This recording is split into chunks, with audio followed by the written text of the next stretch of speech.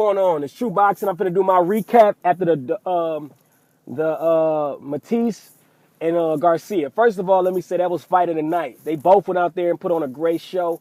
Both did great. Both was an excellent fight.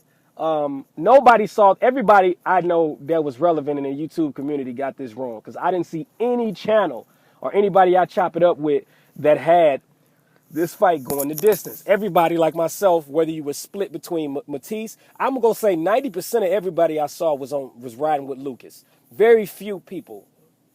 Let me take that back. The few people I consider in YouTube that know they shit about boxing had Danny winning, like me. And I know I didn't do a prediction video, but a couple of y'all hit me up. You know who you are.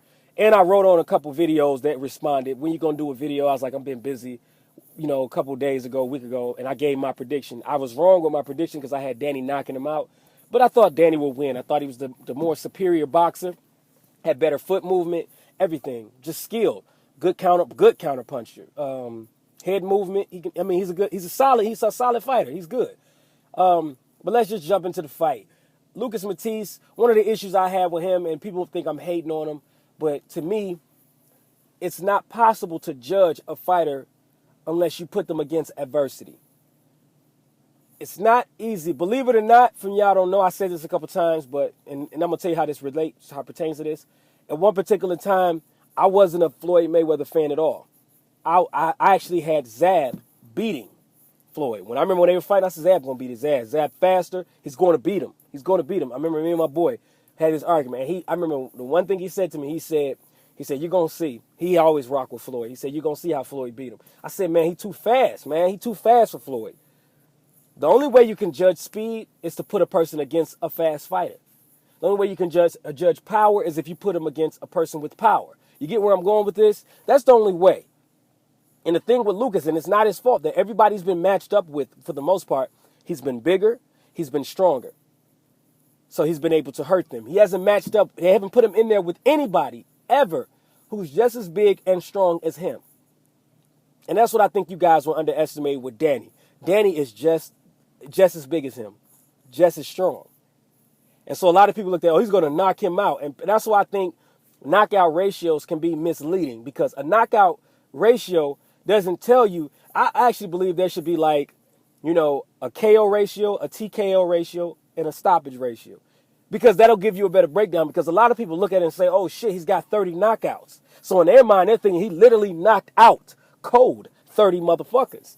As opposed to he might only knocked out 15, 10 of them got stopped by the ref. 5 of them got, they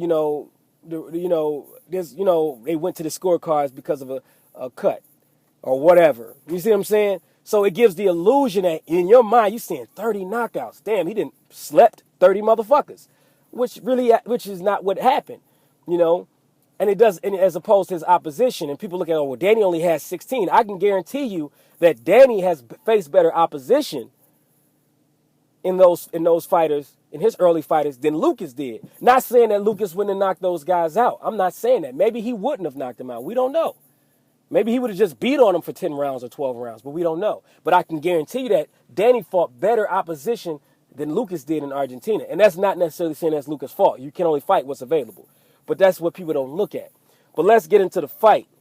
Danny Garcia, used speed. He used his jab. He used head movement, stuff that people thought he didn't have. He used footwork. Danny was moving real good. Defense, made himself hard. He was limiting his target, making himself harder to hit. Actually caught, Lucas with a short left hook, I believe, and that's what caused the mouse, and that bitch just blowed up, like, real quick. And I think Lucas, what happened with him was he faced adversity for the first time. He actually got hurt this fight. He got dropped, which was that was great for Danny, because it not only built his confidence, it actually decreased Lucas's confidence. And I started seeing Danny actually put it on him, put hand speed on him, wasn't afraid of his power, got in his rhythm. Did great. And like I said, I would like to see where Lucas goes after this, because that type of fight could actually hurt him. You see what I'm saying? Mentally, because Lucas is so used to his power being his X factor.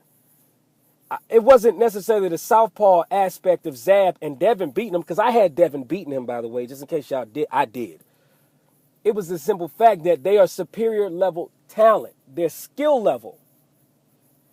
And that's what I see with him. If you have a higher skill caliber than him, you can beat him. Because once you limit his power and his size, he falls apart. I won't say fall apart, but he has nothing else. There's no plant, there's no bee. And that's the problem with him.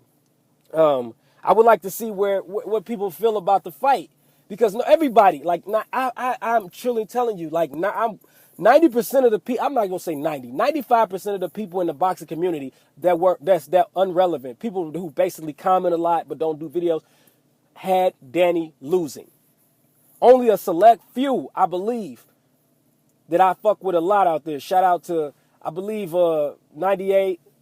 Fight News, what's his name? Not Fight News, what's his name? 78 Fight News. I think he had Danny. Carcino had Danny. I had Danny. I want to say, what is his name? Oh, I'm so bad at this. I'm under pressure. I'm thinking, what is his name? I fucking fuck with him. Ego, my man. We got to do a video. Had him winning. Had Danny pulling through. I just think Danny is underrated. And just like Emmanuel Stewart said, the late, great Emmanuel Stewart, he said, I remember Danny from the amateurs. He said, when I watched him fight, I look at him and say, I don't see shit special about him. He ain't fast, he ain't slick, he ain't out there. He said, but shit, every time the finals came around, that motherfucker was here. Like, every time. Like, damn. He said, motherfucker must be doing something right, because every time we make it to the finals, he's here and he's winning. He's winning finals. He's winning them. So that means he's doing something well. You see what I'm saying? And he was the underdog this fight, which he shouldn't have been, against Khan.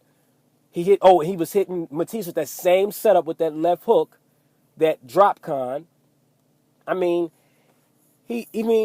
everybody said he's supposed to lose against. He's supposed to lose against Eric Morales, because Eric Morales beat Kano, who beat Malignaggi for real, and beat Ashley. I can't think of his last name, and gave Mosley a shitstorm fight. They said he wasn't ready. Eric had too much experience. Then when he beat him, he was washed up. Even though Eric Morales had just did great against Maidana, I thought he beat Maidana that fight. He's supposed to lose to Khan. He's supposed to lose to Zab. So just give Swift his respect.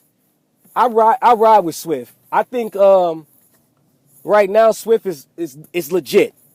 You can't dispute it no more. It's not disputable. He is legit. 140-pound legit junior welterweight champion, until somebody proves otherwise. True boxing, I'm out.